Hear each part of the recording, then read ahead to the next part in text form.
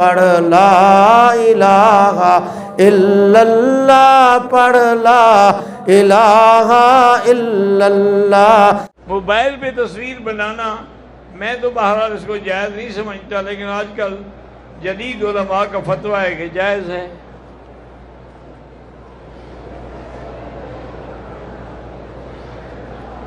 جو حضور کی حیات کے منکر ہیں، بہرحال اللہ ان کو بھی ہدایت دے اور اللہ آپ کو بھی ہدایت دے۔ کوئی بھی منکر نہیں ہے اللہ کے بندے، میں نے کئی دفعہ بتایا ہے، وہ حیات دنیاوی کے منکر ہیں۔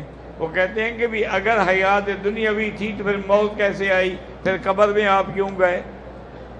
اور علماء وہ کہتے ہیں حیات برزخی تو ہے لیکن حیات دنیاوی نہیں ہے۔ علماء احناف کہتے ہیں کہ بھائی چونکہ اس وقت آپ روضہ رسول میں ہیں اور دنیاوی امور بھی کوئی نہیں ہے، تو آپ کی یہ موجودہ زندگی دنیاوی زندگی سے بھی زیادہ بہتر ہے۔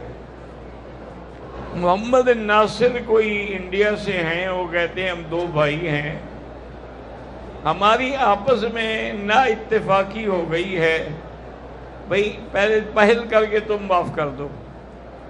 وہ معاف نہیں کرے گا تو گناہ اسی پہ رہے گا، پھر تم پر تو نہیں آئے گا نا۔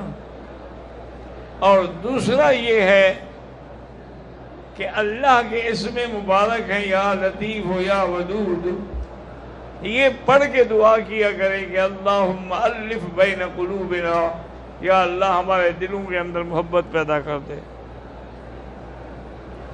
حجر اسود کو حضور نے چوما تھا یا ہاتھ لگایا تھا؟ چوما بھی تھا، ہاتھ بھی لگایا تھا۔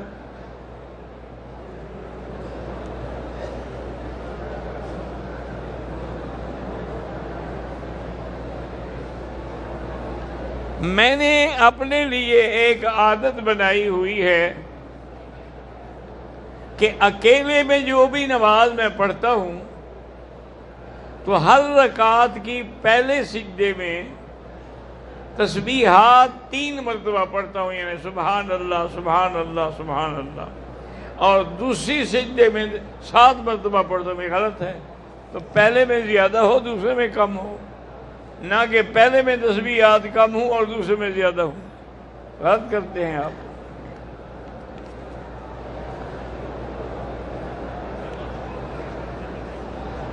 میری والدہ نے مسجد عائشہ سے عمرہ کیا، طواف کیا، صفا مروہ بھی کیا، بال کٹانا بھول گئی، دم پڑ گئی۔ پہلے بال تو کٹاؤ نا۔